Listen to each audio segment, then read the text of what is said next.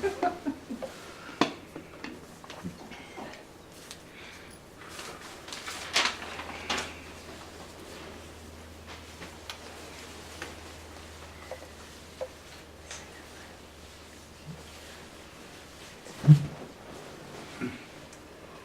was just glancing at it.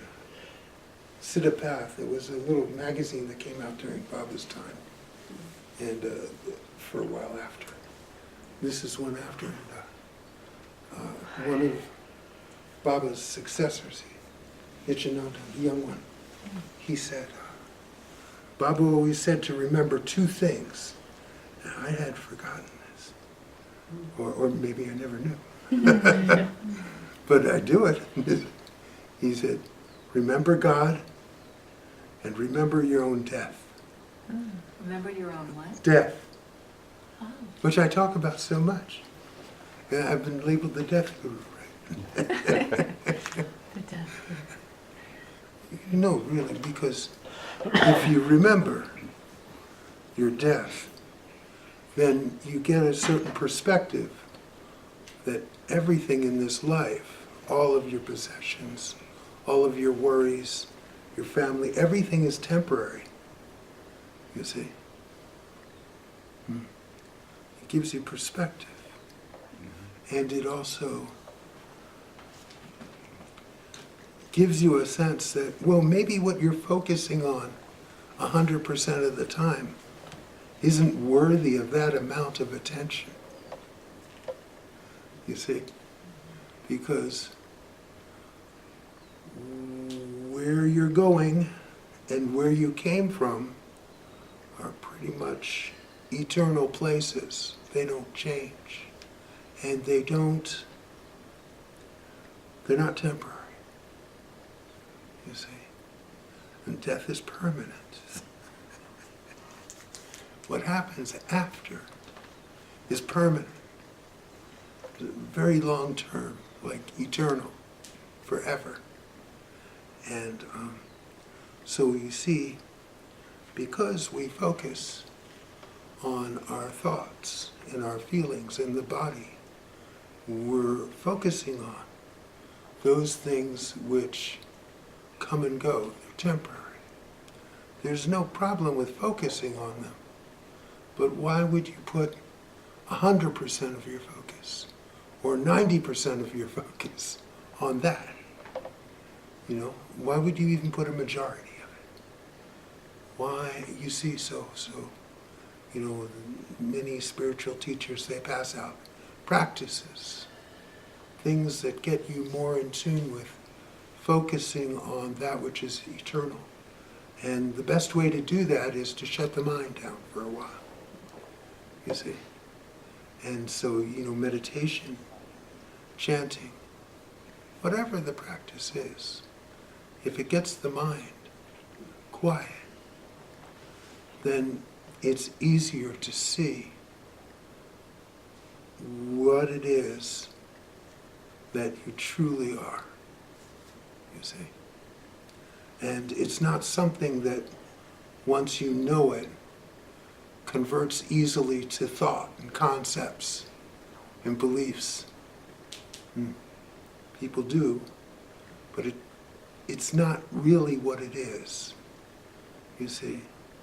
That sense of being that everyone has, that sense of just everything just is, just that sense of peace and stillness that's everywhere, is forgotten when the focus is on thoughts and feelings. You see? So it draws all the attention away. So what you want to do is begin a process that draws your attention back to those things that have a sense of permanence, that things that don't change. You know, there's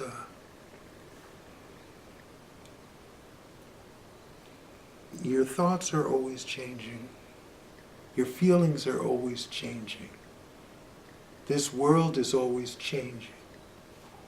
And when your focus is out there, you're focused on temporary, temporary, temporary, temporary. And you're just trying to balance yourself in all these temporary phenomena, you see? And it's not easy, because God's working against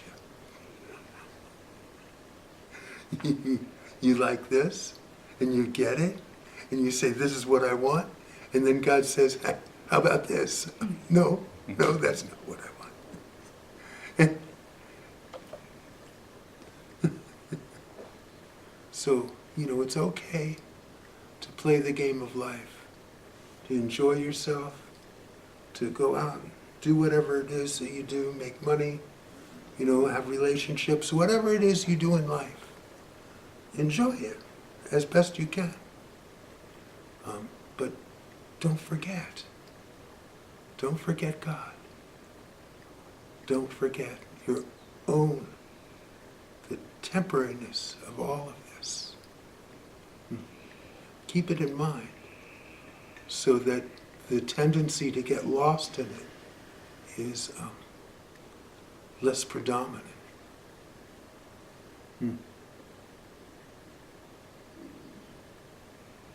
And when you do get lost in it, just remember again. It's a process of forgetting and remembering until you don't forget anymore, and then it's not a process. And you see, the thing about it is, if you really examine your life, you'll see that a life that's involved with thoughts, feelings, when that is your primary focus, it's not very pleasant. It's stressful. And it's not the kind of life that you might wish for yourself, which would be one that would be more comfortable and peaceful. But like I said, the mind is not a peaceful place. The mind knows comfort and is okay with that. But then when discomfort comes, the mind is no friend at all. You see? So you don't want to get confused by temporary appearances of the mind that seem like peace to you, because they're just temporary. What you want to find is the peace that has no opposite. You see? The peace that embraces everything the same. It embraces your discomfort the same as your comfort. It embraces your joy the same as your sadness. That's true peace. Then it doesn't really matter what this body-mind is going through or feeling, because you're at peace. It doesn't mean you don't feel crappy things, but you don't see it quite that way. You're just feeling something uncomfortable. So, I might have a dream at night, and maybe someone would call it a nightmare, but I just call it an uncomfortable dream. Because that's how it feels. It's just an uncomfortable dream. But you see, everything's the same. And sometimes your life is just an uncomfortable dream. And it passes. It passes. Maybe it takes some time, but it passes. And then all of a sudden you're like happy. And that passes too. Most people are struggling to keep their lives in between the tracks of what is comfortable. And you don't want it to go off the rails. That's a lot of work. And maybe you're good at it and you can do it most of the time. But sometimes you're not going to make it. And it's going to go off the rails, and there's going to be a train crash. And everything's going to be a mess. You see? Now, if you are just watching it all, watching it go off the rails, watching it crash, washing, you pick up the pieces, or whatever you do. There's some distance, you see. But if you're the one in the crash, if you're the one having to pick up the pieces, if you're the one that this is all happening to, well, then you're in trouble, you see. And that works until you're not in trouble. It's just a game. It's just a game. And people get so involved and they forget everything. They forget their perspective. They forget about God. They forget that this body-mind is a temporary phenomenon. It's not going to last. You forget that. So I am recommending that you forget about forgetting and start remembering the temporariness of all of this. And as it was put in that writing, remember your own death. Remember, that day will come. And remember God. So, if you can do that, then in spite of whatever happens, you will have the perspective.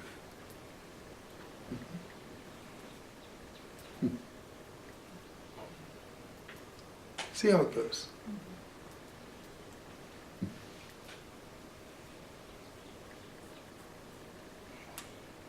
I'm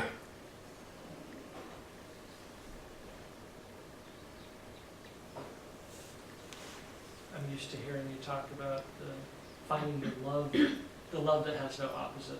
Yeah. And so it's interesting to hear you say the peace that has no opposite, which of course makes sense. And Sure, it's the you same can thing, probably isn't apply it? it to just about any, compassion that has no opposite.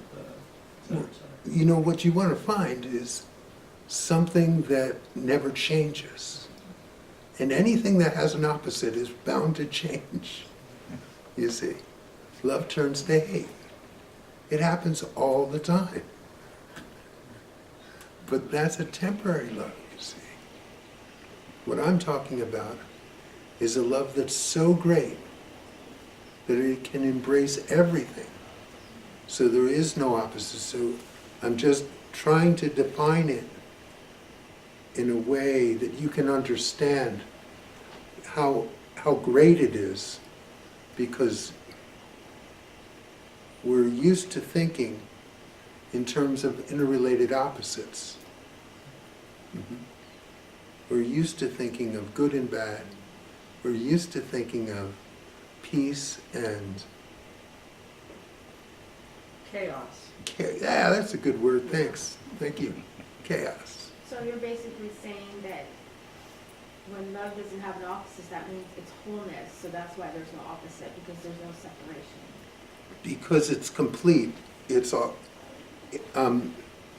You see, life is full of these yin and yangs. So you have things you consider good and things you consider bad. But true peace can't have this interrelated opposite. It has to be able to embrace both. So the problem is that we're all seeking something like a permanent joy. And in our minds that means, oh, I'll never be sad again. You see? That works until you're sad. And then all of a sudden you've fallen off your spiritual path. You need to find your way back. Yeah, so, but if you could find peace with joy and sadness, if you could find an equal peace with both, then you have something that will last and will never change. And you won't have to be constantly trying to move from one to the other, trying to keep it one way and not another way. Everything's fine. Your whole life is fine. I mean, I can picture God witnessing your life every bit of it, with no judgment whatsoever, with just complete acceptance, complete just being with all of it, just as it is, just as it isn't. I can picture that. And you see, so when I could picture that, I could picture myself witnessing my life in the same way. That it didn't matter, even if things were painful or difficult, I could still just be with it, witnessing. So you use the word witnessing, and in the original story about the train wreck, if you're watching it, it doesn't, it's one thing, but when you're in it, it's another thing. Yes. Would you say that if you can remove yourself from your own story and become an observer of your story, that you would be closer to that peace? Because you're saying, like, you're witnessing your life, and it sounds like you're sort of outside of it a bit as an observer, rather than staying in the pain of it or the chaos of it. So is observing your own life part of this, or I don't even know what I'm trying to ask. Well, there's just a misconception here. The witnessing is not something that you have to do. It's something that's already being done. You're just not aware of it most of the time. Mm-hmm. But right now, your life is simply being witnessed. Okay? So right now, everything that happens is being watched. Not by you. There's no watcher. But yet it is being watched. Everything is just, there's an energy that is with every moment of your life. Sometimes you become aware of it during meditation, or just in a still moment. You become aware of that energy, which is simply watching all of it. But that's your personal awareness, and it comes and goes. But even without your personal awareness of it, your life is just being watched. So when I say the train wreck, and it's just being witnessed, like, that's my position. But it's not me. It's just where I am with everything. Now, certainly, there's a body-mind trying to deal with the broken pieces and etc. from the train wreck.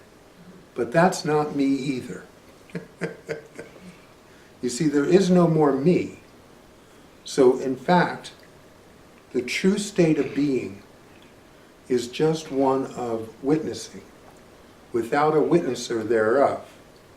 But there's just a state of witnessing, of watching, of being with all of it. And it's complete and it's whole, and it has no judgment, and it has no preference. It's just being. You see, and there's peace there. Eternal peace with everything. Mm-hmm. So when you recognize that you are being overwhelmed with the chaos of some situation, I guess awareness is also watching. So once you become aware, you can pull back from it.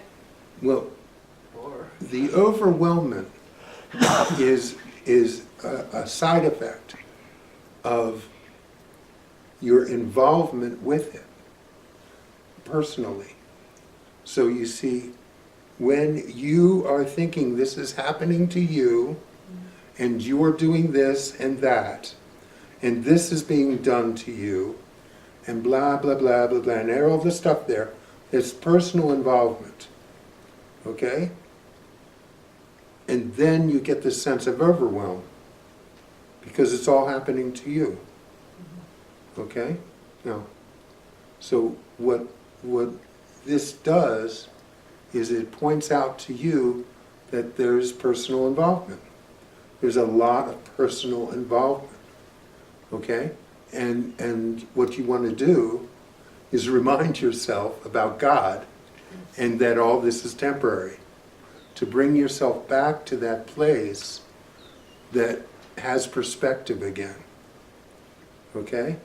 Because when you're personally involved, you lose your perspective. You forget who you are, you forget about God. And you think this is all about you and all about the shit that's happening. Mm-hmm. So it's just a side effect of that. And if you can notice it, oh look, there's involvement. And oftentimes just noticing it makes it disappear, because that's the way illusions work. When you see it, they disappear because they're illusions.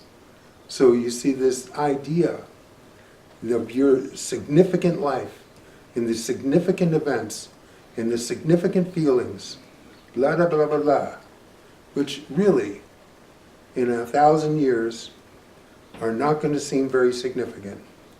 And that they seem significant now doesn't matter, because they're not. All it is your personal involvement with your thoughts and feelings and actions. Okay? And that has drawn to you this bad side effect of overwhelm. Sometimes it gives you a good side effect, you know? Sometimes it feels really good to be, personally involved. And that's seductive. But it's like a roller coaster. It has its ups and it has its downs. I didn't like the downs so much, I wanted a way out.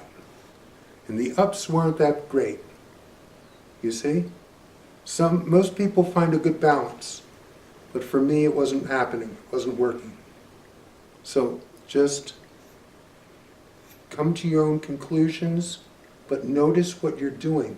Don't blindly go into personal involvement and not know what's happening to you. You see? Get your perspective. All this is temporary. This body is not going to be here in 100 years. It's going to be gone.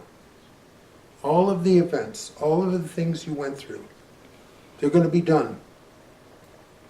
All that important stuff is not going to be important. All that stuff that you cherished is not going to be yours. It's going to be gone. You see? Remember who you are. Baba said, God dwells within you as you. Remember who you are. Not who you think you are. You're not this individual separate from God. God dwells within you as you. Everything is contained within you. Everything. Why would you choose to be this little dust speck character with its dramas? Why would you choose that when everything is contained within you? It's a ridiculous choice. I think it's a bad habit.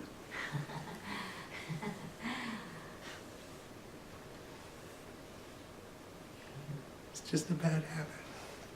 So teach yourself some better habits, you see? And especially, you see, when you have all these nasty side effects, it tells you something's not working here.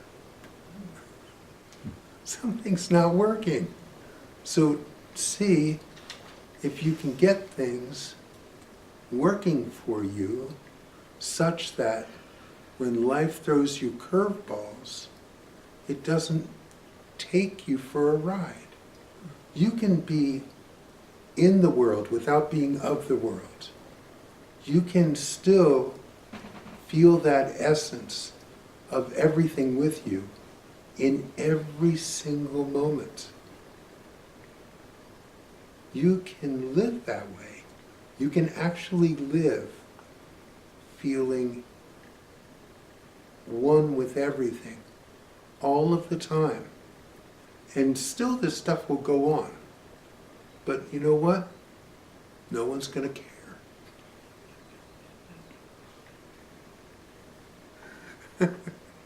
And if someone does care, no one's going to care about that either.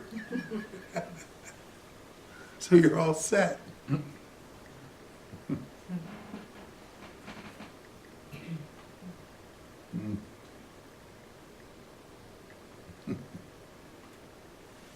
Thank you. Oh yeah. Yeah, use it though, use it. When you're in that state, remind yourself. You know, you think it's bad now, you're gonna die.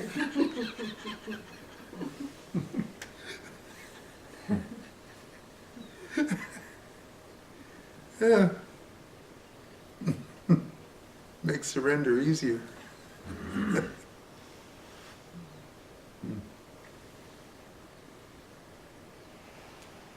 So Ananta, would it be correct to say there's no such thing as a witness, but witnessing is always happening? Yes. Mhm.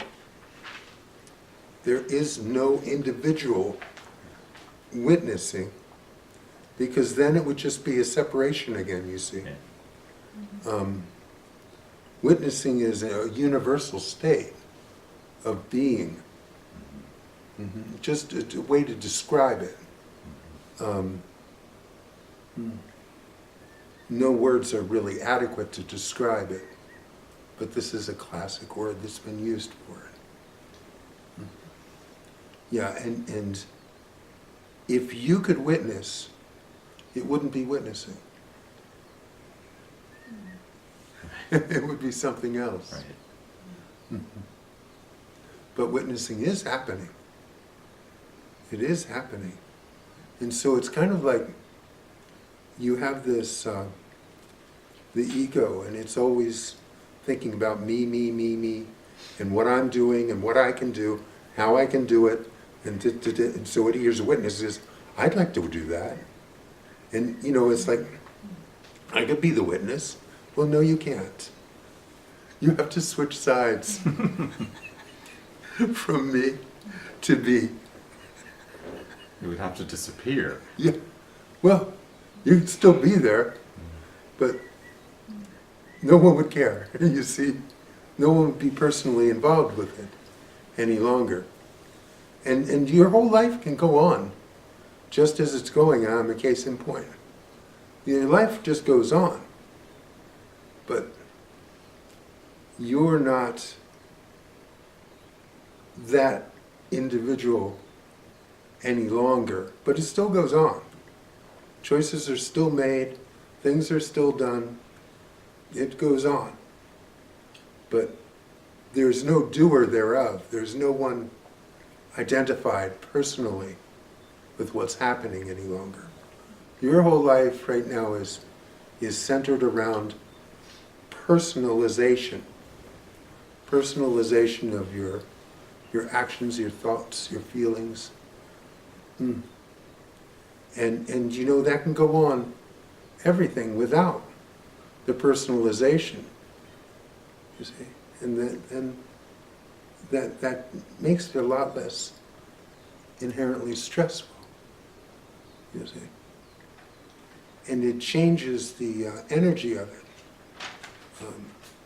When you're personally involved, you're creating karmas and all kinds of energies that carry on after the actions. But if you're not personally involved, then things just come and go. So if you're not personally involved, you are witnessing, but not as an I. Yeah, well, the witnessing is happening anyway. This is not something that Something has to you be do. done. Right. It never has to be done. Okay, so the witnessing that's happening here is the same witnessing that's happening with you all of the time. It's not more here. It's the same everywhere. Okay? Your awareness of it, personally, isn't very clear because it's personal awareness. You see? And it doesn't come from that. It's the state that you feel when you have those moments where the mind is still. When the mind is still and all of a sudden you, ooh, that's nice. There's some awesome feeling of presence, of being. You see? I'm putting the word witness here. Witness to it. For now. That's always there. But personal awareness comes and goes. When the personal stops, the witnessing is all that's left. You see, that state of being is all that there is. It's all there ever was. There's this temporary phenomenon that is seductive and sucks all of your attention out, away from that sense of presence, of being, which is the foundation of everything. Did that answer it? Yeah, I guess the challenge is that state of being or beingness is much easier when everything's going well. Yes. But when there's chaos, Mm-hmm. that's a bigger challenge. Because it's a big distraction. Right. It's like trying to meditate in a loud room. But you see, that's because you're trying to meditate. If the meditation was just happening, it wouldn't matter how much chaos there was. You see? Because the meditation's just happening. But when you're doing it, then there's boundaries. How much of this you can take and still maintain this personal sense of peace. It's still personal. That's the thing. The thing that's difficult is having the personal fall off. But is there not ways that we can approximate? Because unless grace comes along and just separates that personal identification, or washes it away. So as long as there's some personal identification, I guess the question is, what can one do, either Remember, daily, hourly? remember God, and remember your own mortality. Remember everything here is temporary. And remember God. You do that consistently, everything will fall into place. You see? That's all you can do right now. You can remember, you can forget, you can remember, and you continually, this process of remembering, because the mind is so fickle. The mind will remember for, an hour even, but a day, maybe, a day even, but a week, unlikely. You see, it forgets. So you keep bringing it back on track. Remind yourself, remember. When you remember, and you forget, and you remind yourself, and then pretty soon, eventually, you remember, and the forgetting is so short that you don't even notice it. And that's it. And then you're living in a different state of consciousness. The state of consciousness before was me, I feel, I think, I want, I do. Me. And then it transfers to God. God. Forget me, oh God. Me, God. And then it changes. Your whole state of everything changes. Things go on.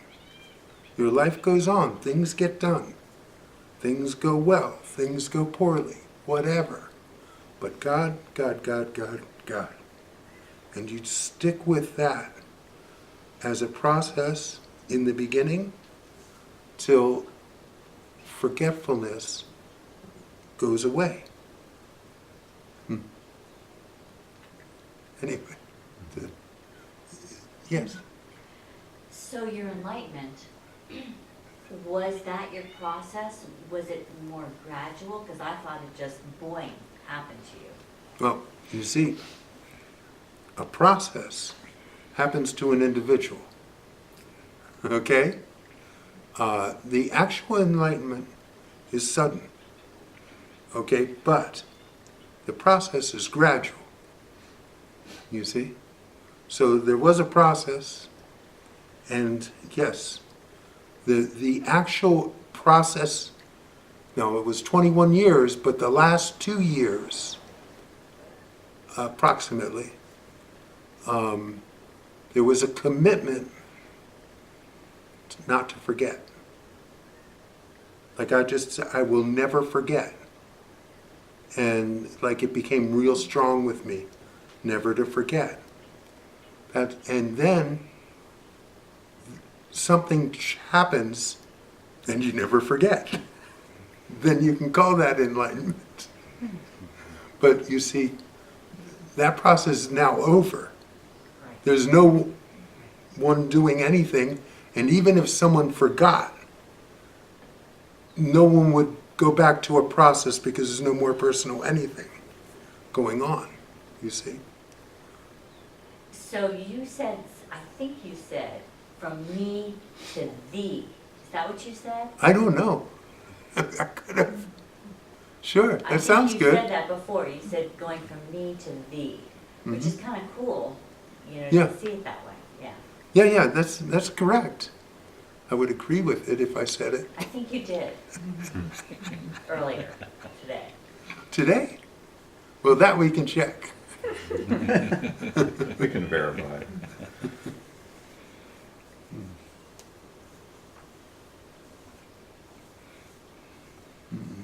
Ananta, when you were in that process of, when you made that decision not to forget it, was it more of a like an Advaita where you go, well, who is experiencing drinking this coffee, or was it more of a bhakti, like a love affair of God? It was both. It was both. Sure. It's always both. Yeah. So however it manifests in a moment, it doesn't really matter because, you know, it's like that sense of love is everywhere. Okay, you can call it bhakti, right? But, you know, when I'm talking about the peace that has no opposite, it's the same thing as the love that has no opposite. You see, it's just a oneness and acceptance of everything as it is and as it isn't. It's beyond human capabilities. You see, the mind is designed to pick apart, to make distinctions. You see? I'm talking about something that has no distinctions. So the mind's not a useful tool in this. So you see, so it's like, and I said this last talk, Nisargadatta, he said, in love, I am everything. In wisdom, I am nothing. In between those two, my life rides. You see? So it's both. It's always both. And Nisargadatta was Advaita, big time. But he was both. He was both, and his disciples all knew it. You see? So it's always both. But sometimes it manifests more on one side than another, but it's all the same. You know, Baba would give these talks. He would give these amazing talks, and he would talk on all levels to all people. And he'd talk about what you could do to get enlightened, how to attain something, and all this stuff that, you know, is like, what? Ultimately, you know, but he was talking to people on all different levels. And then at the end of the talk, he would blow everyone out of the water. and say, well, actually, there's nothing you can do. You're just an illusion. And it's like, and you know, he would totally blow it at the end of the talk. He would blow everything out. I loved the end of the talk. Most people, it's like he never said it. When I talked to them, they didn't remember that part. They remembered the other parts. You see, because that was for them. You see? The end of the talk was for me. That was what I was there for. So, but it's always both. It's always both. So Baba could talk in great loving terms, and you know, he was a total bhakti for his guru Nityananda, a total bhakti. He fell in love and merged, you see. Total bhakti. But he could do Advaita talks as well as anyone. So it's both. It's always both. People think of it as separate things. Advaita, jnani, through the intellect, and bhakti. But they're really not. They're totally one part. Different sides of one part. That's all.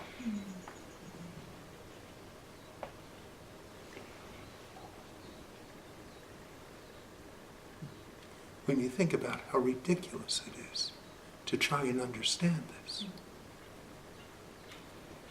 And yet Advaita is about intellectual understanding. Ramesh would say, oh yes, we have a very deep understanding. And you know, it's a joke. So I can do God, God, God, and then when you say life goes on, I'm Mrs. Fix-It. I need Mrs. Fix-It. I want to be stronger, I want to be healthier, I want to have less pain, you know, so, but isn't that more me, me, me? And so how do we let life go on, because I still have to attend to this body and mind and emotion, you know, and let it go on. It's there's a motivation into the fix-it mentality, you know, I want to get better, be healthy, live longer, because it does boil down to live longer for me. And that's what you're saying, well, we're all going to die, and I already know that. Yeah. I do. So I got that one figured out. But God, you know, it's still me, me, me, unfortunately. Or No. You're in the either or okay. in your mind. It can be both. You can go on and do whatever it is it's your nature to do without being personally involved. Just being who you are. Your expression is to fix it. And you find ways to fix it. That's your nature. Okay? So it's a non-issue really. Okay. Okay, so just go on, do what you do.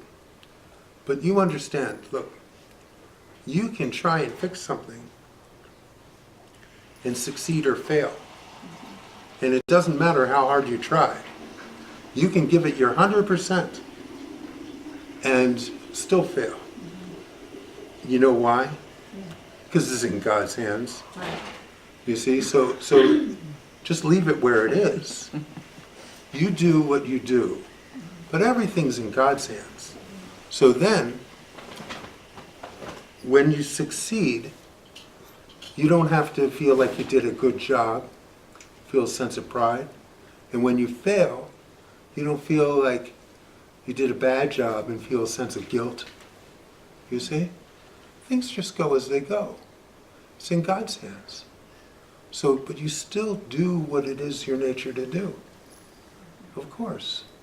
You know, no matter how hard you try to live, one day you will fail. You see? It's in God's hands. So, it's okay. Just, you can still have God, God, God going on. and still do the things it's your nature to do. Okay? But you won't have the nasty side effects when the results come in. So self-improvement is okay as long as you remember that it doesn't matter if you get improved or not, or what direction that improvement might, what the outcome is. Yeah, that it's not in your hands. Right. You see, that the idea that that you have control is false. True. That's all. So all you need to do is just go on, do whatever it is you're doing, and let God take care of the results. And God designed you to do these things. So there's no need for you to stop. Okay? You continue to do the things that God designed you to do. And but always remember it's all in God's hands. Everything is. You see? So you can personalize it much less. You see? So I had said to myself, if I was going to ask God for help, what would I ask for? And see, that's more of the help me. Yes, that's Right? personal, yes. I know, but that's how I think. Of course it is. Of course I it say, is. hey, God, help me, and then fill in the blanks. So how do I get out of that? Well, I mean, it's really, that is me. I mean, when you say go on and be yourself, I'm pretty me attached. But I still keep coming to you, you know, I haven't run away or anything. I'm waiting.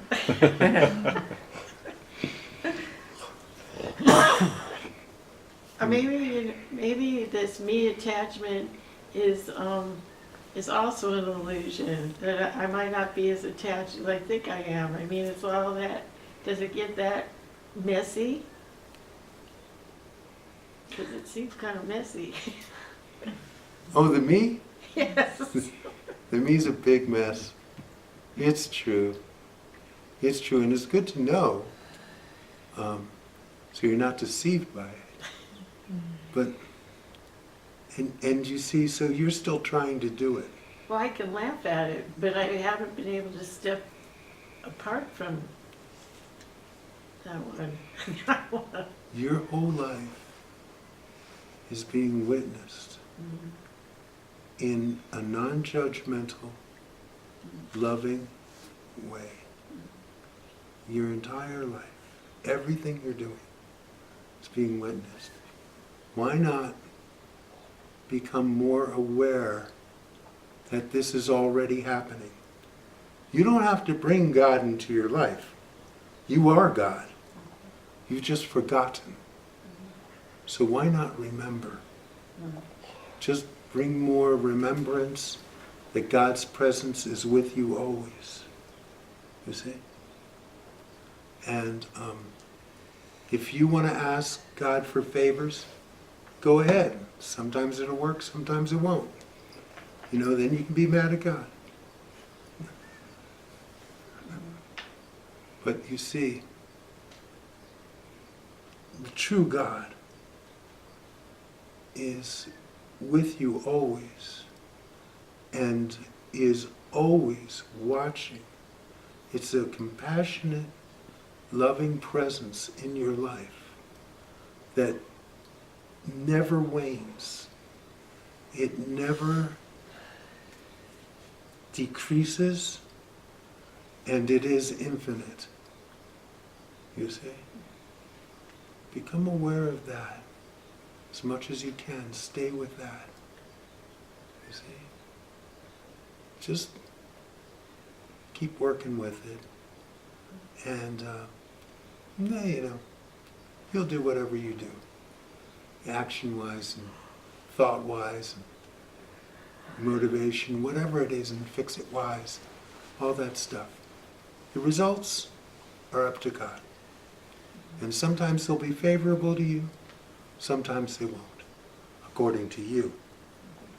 But that compassionate presence, that sense of being, is always with you. Whether you're aware of it or not, it is with you 100% always. So remember that. Remember that, and remember it so much that your personal actions are diminished.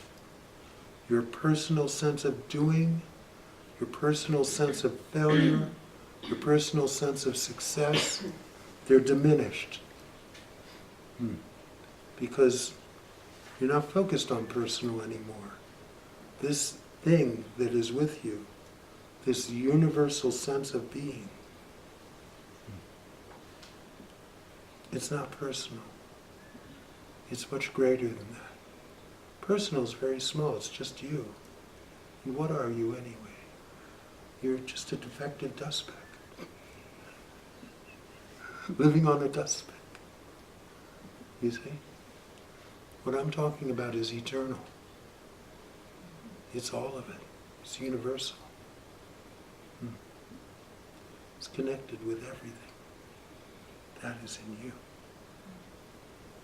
Nothing can ever remove it. But your attention has been removed from it. And that shouldn't be. Bring your attention back home to your source. That's all. That's all. And when you forget, just remind yourself. Okay? So when you say witnessing, what I see is God is the creator and we're co-creators, so therefore the witnessing is always because we are co-creators connected to the wholeness of creation.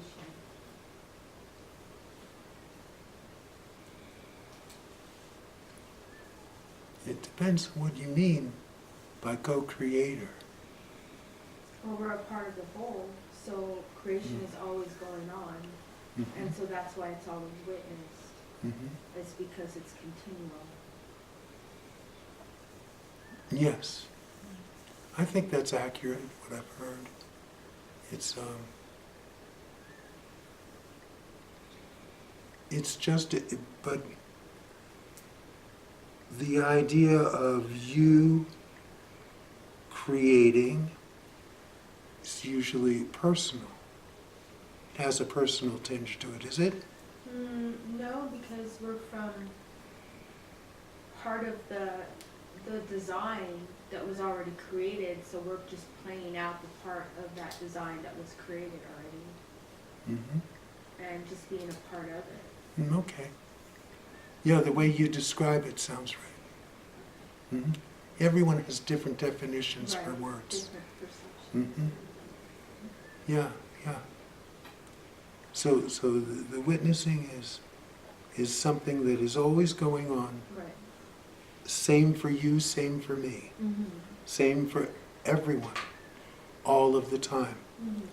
Personal awareness of it comes and goes, but it's still 100% there, always. Yeah.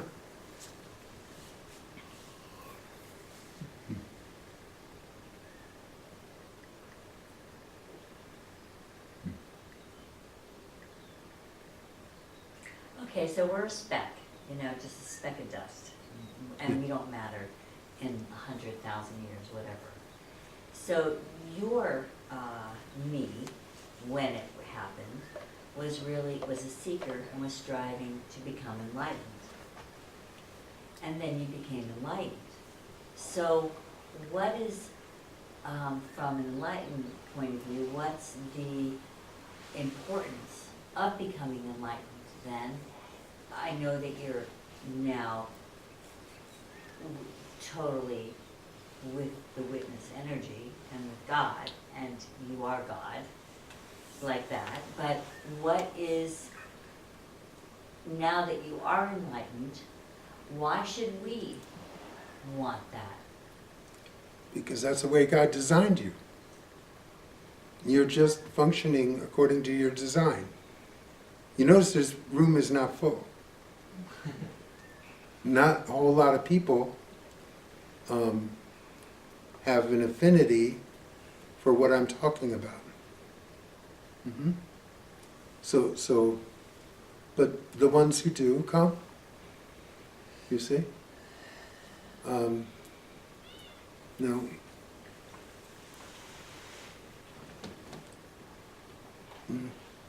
I don't think of myself as enlightened. I don't think of myself very much at all.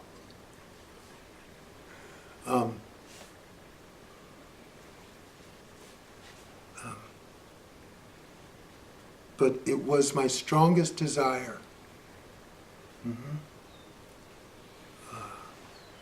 It was my priority to know that place that my gurus knew. You see? So I put a lot of energy into that. Something paid off in the end, but that was a matter of luck, really.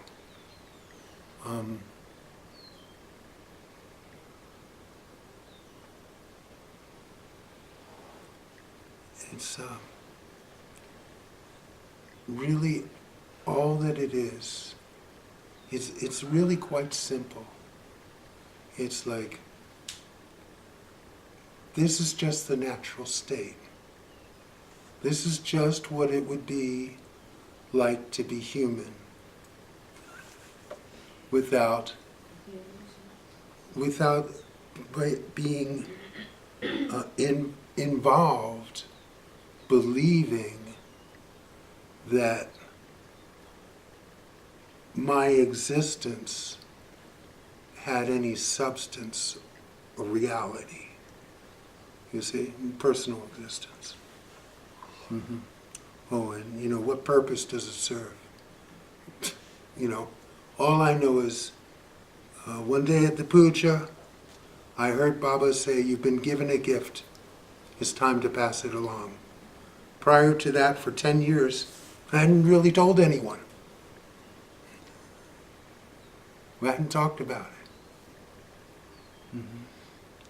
And only a handful, less than that, of people knew. And they pretty much figured it out on their own. And I didn't lie about it, you see. So I did tell some people initially, but it didn't go over very well. So I decided not to talk about it anymore. So yeah, it's not like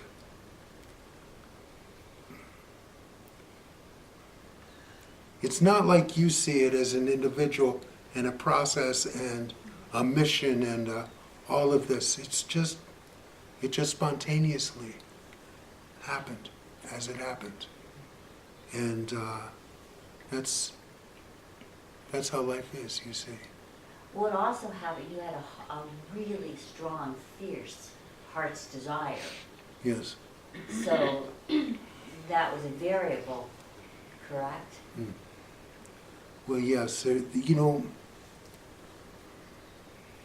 It's interesting because Kelly was just talking to TSL about me. She'd mentioned something, and I had not even thought about it for a long time. But I came in remembering.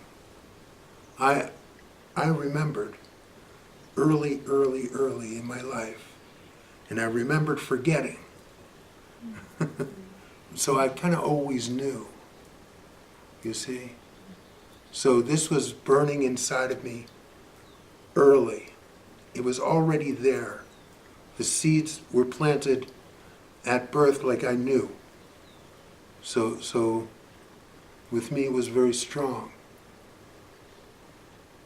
So basically it was just not a process, it was just that you developed enough energy to open the right door to bring forth that light and understanding. It was more like being around my gurus. It was like their energy nurtured Your father. that seed, that the seed was there. And it nurtured the seed till it took root and grew, you see? But that was already there. So, most people are not spiritual seekers. It's just not in their chart. It's not their thing. They raised a child, they raised this, the grandchildren, they did this, and money, and all this stuff was what they wanted to do. That was their life. They had their life, and that was it. That's what they came to do. And some people came to know who they are. Like that's what they came to do. You see? So, that's all. Yeah, and, but the seed was already there. It's already there. But then would the seed be there in, well, everybody in this room? Could be. Or, I don't know why they would come otherwise. Why would you want to listen to someone saying, remember your own death?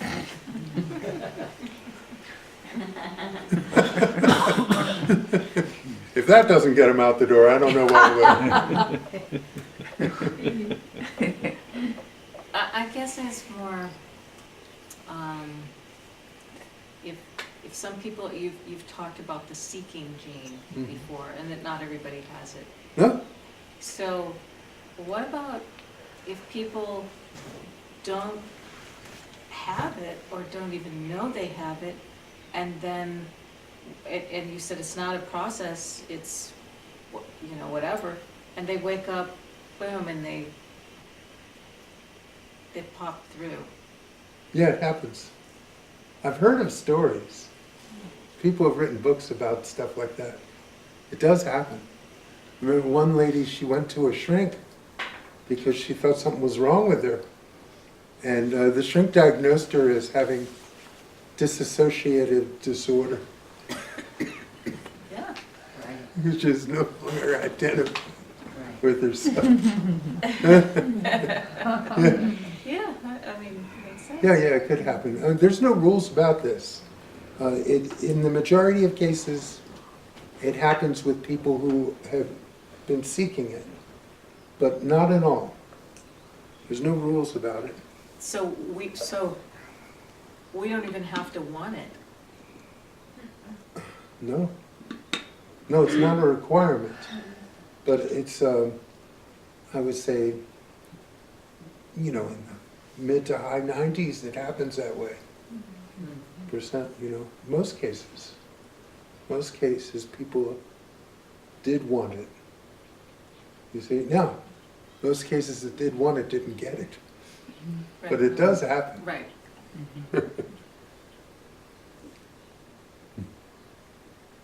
Yes. So you said that, after you told a couple people and there wasn't a good reaction, that then people started noticing and asking you after a while. Well, no, a few close friends knew. There's one, she knew. Isn't that? But you said some people Thrilled by it. noticed something was different about you, right? Some people did, but yeah, some people knew. They just intuitively knew. And also you said that people would come into the shop and they Oh, yeah. would say, But I they- don't know why I'm here, Yeah, the energy in here is so incredible, but it was always the stuff. Well, yeah, Because we had a lot because of the stuff spiritual was the stuff. front. Hmm? The Yes. stuff was the front. Yeah, but no one pinned it on me. Right. Not a single person. I was protected. Yeah. But it's almost like a game that we play with ourselves, or God plays with us, or whatever. It's almost kind of like a hide and seek game that we play our whole life, and then it's like found it or whatever, and then boom, that was the life.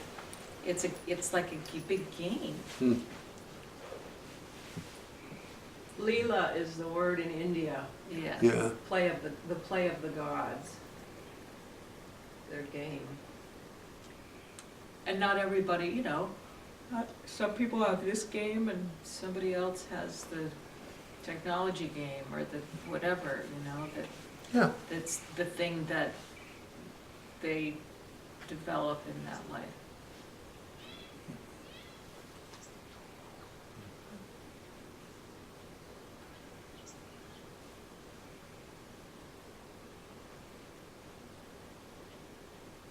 Yeah, I figured I probably never really tell anyone anything. Really, if Baba hadn't come to me on the puja that day, still wouldn't have talked. Who was that, Ananta? Baba. I was Oh. just on the puja doing my usual lighting the candles, and Baba came to me, his voice, and just said, Oh, his voice. Oh. yeah. That doesn't happen very often. What did he say? You've been given a gift, it's time to pass it along. Did he say that in the physical or in the spiritual? Spiritual, he's dead. He's long dead. Yeah, I didn't know what the timing was. Oh yeah, it was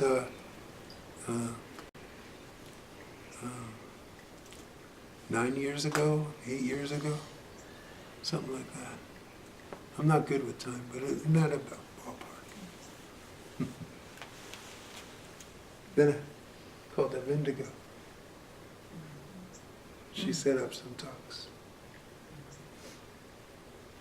And we're all grateful that she did.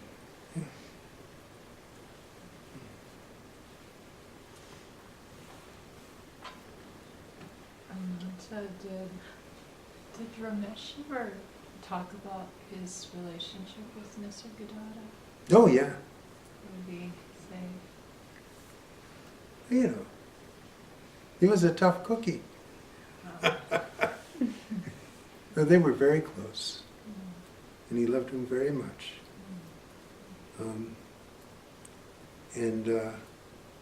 You know, they had intense time together, like I had with Ramesh too, where, you know, he did the translations in the morning, because Nisargadatta would talk in the morning and the evening. And he had a translator for 20 years, you know, Malapatan. But it was Ramesh's thing. Ramesh spoke better English than I did. And he knew Nisargadatta's native language, Marathi. He knew it well, and so he just did the translation. And so they were very close. And that's like you have to be so one-pointed on your guru's words to do that work. And that's, for Baba, one of his successors, Gurumayi, was also Baba's translator. It's a very intense position. And, you know, Nisargadatta, like, he had a temper, and you had to be careful. He would tell me, you'd be very careful, because he didn't want to get yelled at. No one wants to get yelled at by their guru.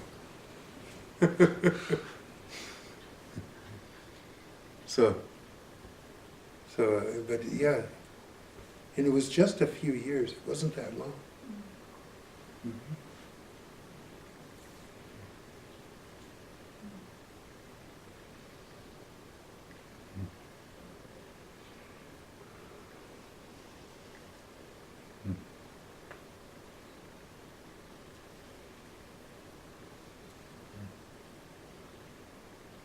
He wrote a book, Pointers on Nisargadatta Maharaj. It's his first book. Then there's stories in there. I don't remember them anymore. You said Ramesh wrote lots of books. Yeah. What were they, I mean, were they like little books Oh, or some, and some were big. honking things? Yeah. Yeah. And what were they? Some were verbatim from his talks, but in the beginning he was writing basically Advaita novels. Novels? No, I'm joking. Oh. They were really in-depth, and he was like, he said, it really frustrated him that people around Nisargadatta misinterpreted what he was really talking about. Even people very close, he felt. And so what he did was, he was putting it in the most exact terms he could, so to cover that he could not possibly be misunderstood. It can be, but still, you know, that was his thing. So a little bit of light reading. Oh.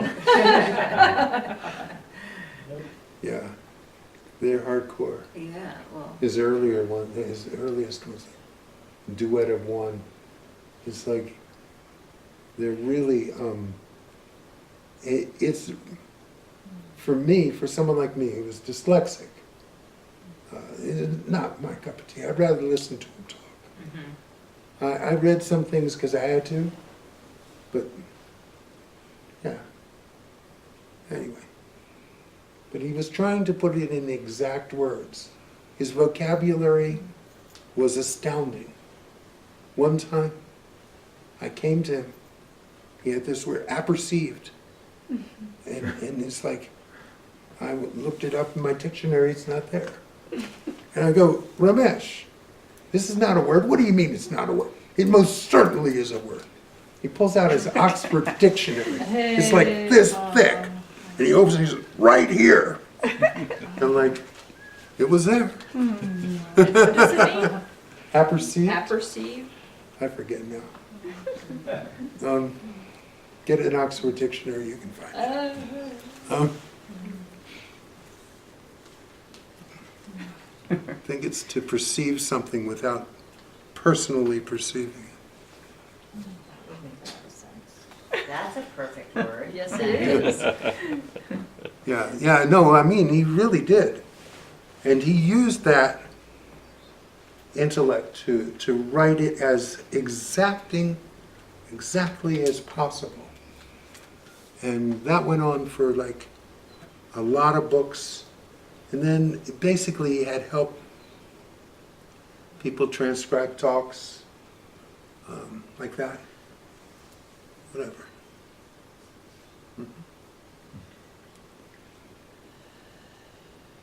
I think it's got to be 20 books. I thought you said he'd written like 100. Oh, no. Oh, okay. No. That'd be ridiculous.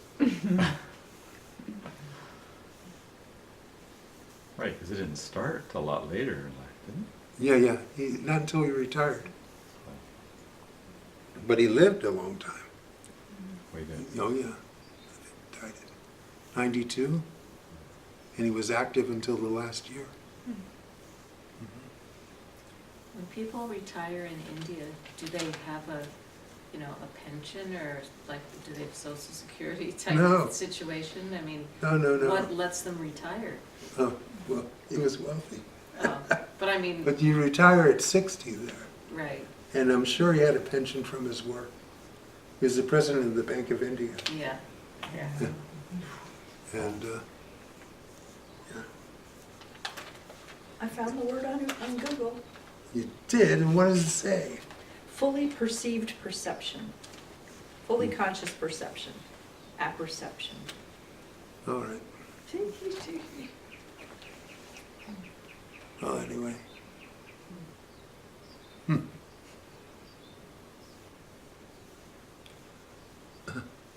I could never be bothered. And that's what that's what Ramesh would say about me. You see, because that's like details. I am not a detail man. I'm general picture guy. Yeah. He knew that about me. He would say that too.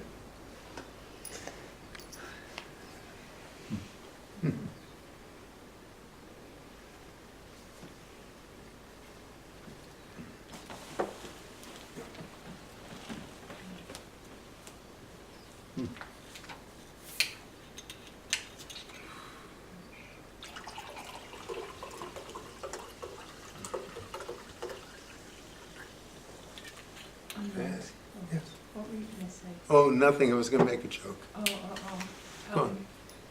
I was just wondering, it seems like it's so helpful sometimes to almost have like an outward guru or, you know, a so-called imagined relationship with God where you can just say, like you said once upon a time, you said, not my will, but thy will. Mm-hmm. You know, so you go through these practical things. Okay, I want this outcome, so I'm doing these things. Hopefully we'll see what happens. And then you go, not my will, but thy will. Because that's what it is anyway. Yes. And I remember Jean Dunn always used to say, you know, I put everything at the feet of Nisargadatta. Like all her problems, you know, that would bother her so much, you know. And then it's at the feet of the guru, and then there's not this cognitive wheel going all the time, it seems like. But I guess you can't make that happen if it's not happening. Yeah. Really. Yeah. But it's the physical guru is a big advantage. It can be. Depends on the person, of course. But it was in my case. You see. You always give stuff to God. You see, or guru, same thing really. You just, and also because I could feel the love from my gurus, I could feel what that was. I could recognize when I was in the presence of unconditional love. So if I were loving myself as best I could and it was conditional, I would know. I would catch it. Because that's not it. You see? Unconditional love permits everything to be just as it is, without conditions. Most people are willing to love themselves, and even the worst parts of themselves, as long as they'll just go away. That's conditional. And it's not a safe space for those places to be loved, you see.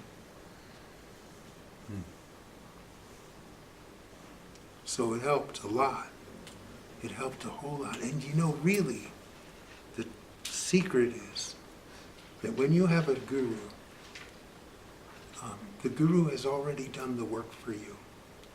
Basically, there's a jungle, and they have cut a trail.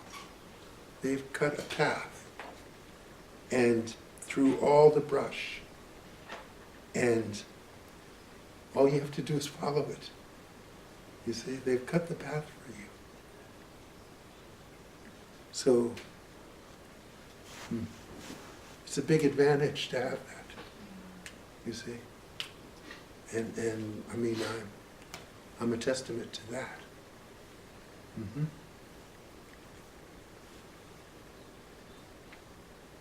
So I recommend it. Recommend it. Could you say that again?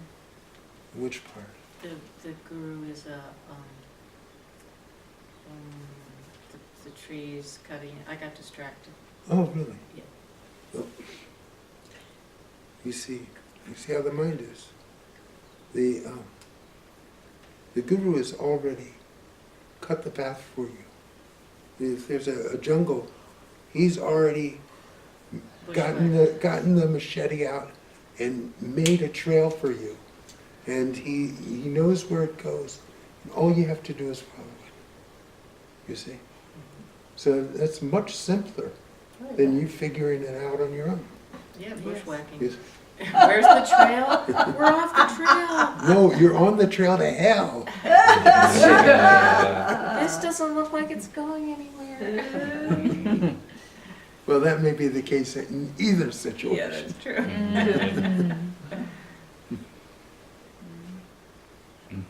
Good to know.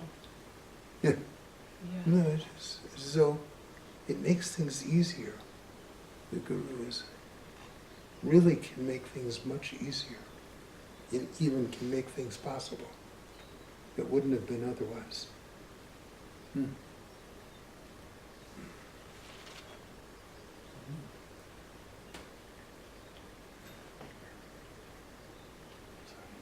So let's cut out this one while you got your machete out. Why do I think that I need a spiritual Band-Aid? That I'm like leaking. I get all this information in, and then I go home, and it all sort of like, you know, like put the Band-Aid on, please, because I feel wounded, like a spiritual wound, that no matter how much I come here and pour in this information, that it dissipates. Understand that in spite of your concept, Mm-hmm. inside of you, the Shakti, that spiritual energy is doing its work. It is doing its work. You're different now than you were when you first came to me years ago. Yeah, so it is doing its work. Maybe not fast enough for your liking. Or for his.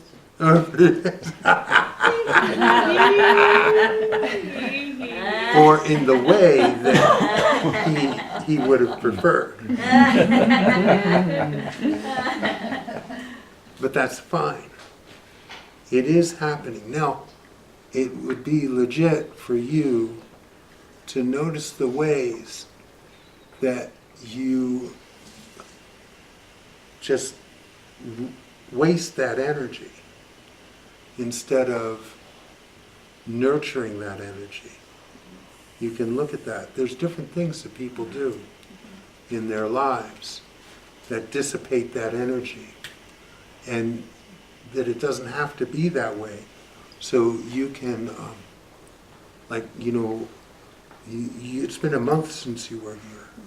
So you can do things to conserve that energy, to keep that energy, to nurture that energy, just like what I talk about, okay? Remembering God. Now, how much time did you spend yesterday remembering God? How much? 5 minutes. Yeah, that's not enough. Okay? You can do, and I just picked it up. I know, but you can do better than that, right? So you see, there's things that you can do. The Guru has cut the path. He's shown you where to follow, and then you go home and think about it. You see? And then you come to your Guru and you say, I feel like I need a spiritual Band-Aid to keep this energy in. Okay? You see? So simply go home and do what your Guru told you to do. Keep it simple. Yeah, if you can spend 5 minutes of every hour remembering God instead of 5 minutes of every day. I know it was just a joke, but still. Right. Okay, you see, if you can do that, you're 10% there. Okay? You see, 10% there. Wouldn't that be 6 minutes? I'm giving you a minute for free. That's a Guru gift. You do it for 5 minutes, I'll give you another minute for free. All right. Okay? This is a bargain day. I like This is it, yeah. coupons. So, how do you remember God for 5 minutes every hour? Well, it's different for everybody. I used to do things like keep the candles lit in my puja, and they're real candles like this that didn't last forever. I would go to my puja. Like, I wouldn't just walk by it. I would go to it, and I would be with it for a minute. It doesn't take any time, really, even less than a minute. And I used to be a writer, so I would write things that reminded me of God. It would remind me, and I would put little notes, post-it notes, in different places, so I wouldn't forget. So you just take those, you find your own way, your own thing. You know, I was a writer, so I could write every morning. I could write about whatever I wanted.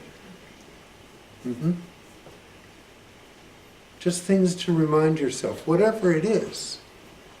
Whatever it is. Or meditation, you know. Yes, of course. Meditation. Chanting.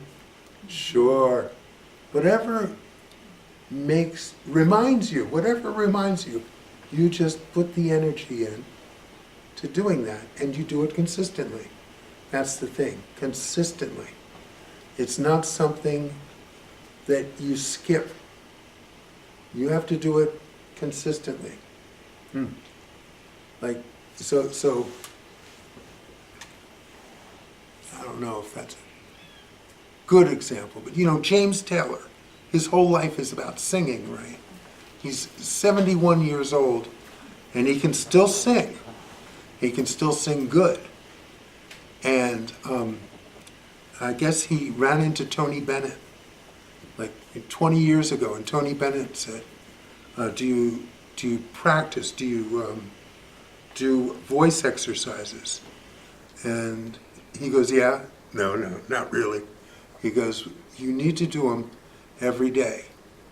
If you don't do them, one day, you know, your band will notice.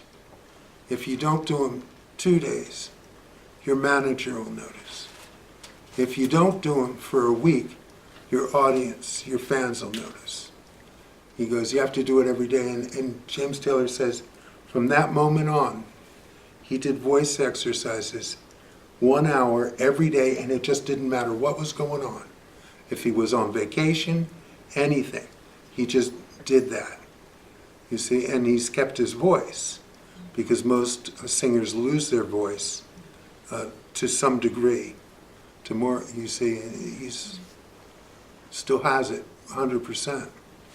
So it's like that. If this is something that you want, then you make the decision to do something every day without fail. It should be at least an hour, right?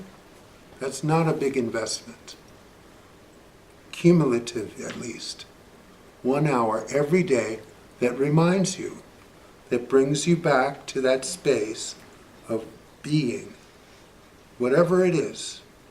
It can be chanting, it can be meditating, it can be just staring at your puja, at your gurus, and just being with that essence, whatever it is that works for you. But you make the commitment, you keep the commitment. And things will start moving on their own, because you will receive the benefits of what you put into it. You know, people think this should just be given to them, and, you know, they don't have to do anything for it. In some cases that's true. In most cases that's not. So you just do it. Just do it every day. Make it like a religion. In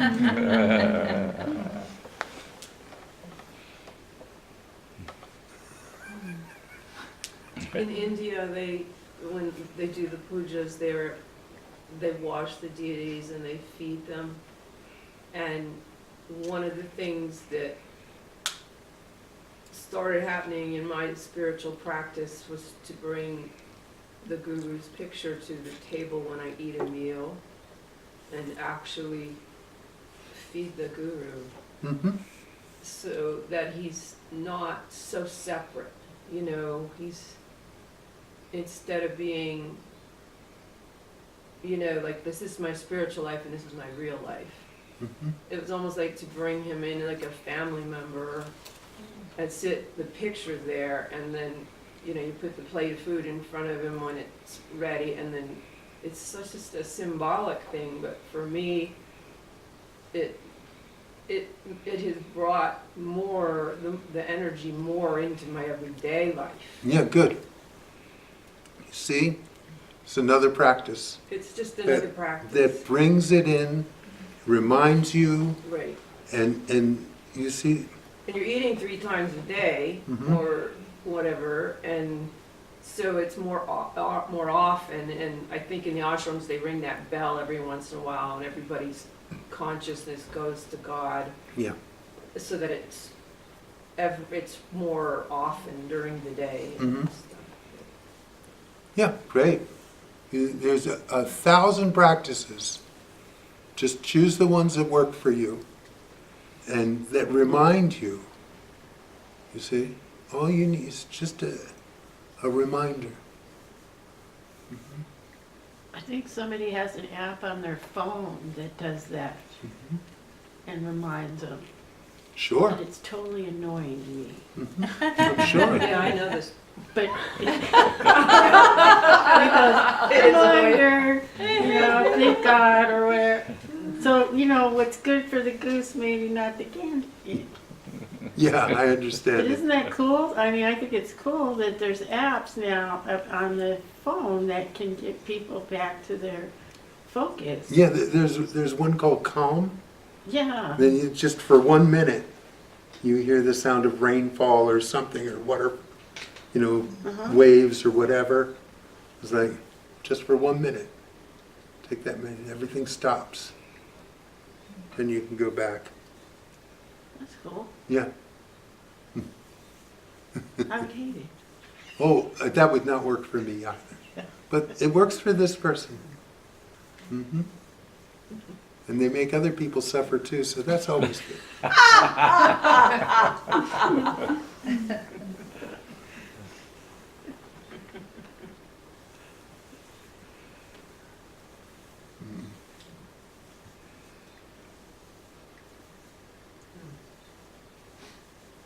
So you see, every time their alarm goes off, it should remind you to remember God, because otherwise you're going to be frustrated. Right. It's all okay. The other thing about what you're saying, Tracy, is if I'm understanding correctly, the things that you're talking about, first of all, it's not about what you're talking about, but that if it's to try to go beyond the mind, because the mind can't hold it, it's too big, then, we're all leaking until we're not. It's just it's the nature of the mind versus the being. Yes. Yeah, it's a process. Well, it seems as though the mind is leaking, but yet the heart is always full, right? I mean, that's what you're saying, is we always have God's presence That's interesting. with us, Mhm. and then this mind is got the leaking faucet. Well, you see, it's more like when you're here in this space, there's a oneness that fills this room. There's a sense of being that's palpable in this room. And when you go home and you're thinking me, and what you're going to do, and what you're going to feel, and how you feel, and what you're thinking, blah, blah, blah, blah, blah, blah, blah. And then you lose focus of that sense of palpable presence that you feel in this room that you brought home with you, but now you're forgetting. You see, when the focus is on the personal focus on your thoughts and feelings, you lose your perspective. That's all, you just lose your perspective. And you forget the temporary nature of all of this. Because you're lost in it. Because you're thinking about what you're feeling, you're thinking about what you think, you're thinking about your judgments and this and your failures and your successes and what you're going to do and all of this, and you're forgetting the true perspective. And so what you want to do is have more reminders in your day. Just have more reminders. So, you can go to your puja, you just remind yourself, oh yeah, oh yeah. Okay? Now go back to your bullshit. And then, when you're lost in your bullshit, go back to your, oh yeah. That's right, oh yeah. You see, and nurture it. The seed won't take root unless you water it. So nurture it. The teaching gives you the soil that you need for that seed to grow, but you have to provide that seed with the moisture it needs to take root. Okay? So play with it, see how it goes. But really, more and more. Okay? 5 minutes every hour. And I will give you an extra. So that's 6. Okay? That's 10% of your day. That's not very much. That's tithing amount. 10%.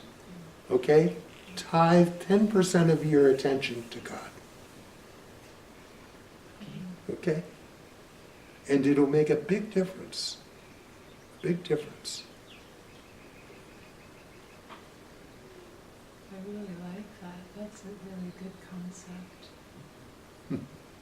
At this church, this Mass, at Mass last night, the guy was, his priest is amazing. He talks about enlightenment. He was talking about die before you die. He was saying, really, all this stuff he quoted from the Upanishads, it's just this amazing, you can tell he's just there. It's so beautiful it's a different language.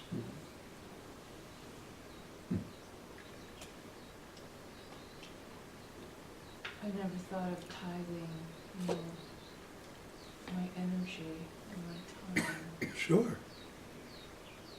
It's very cool.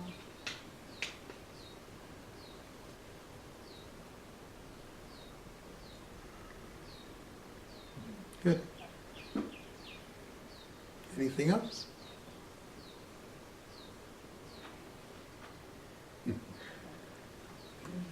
Okay then. We'll sit quietly for a short while.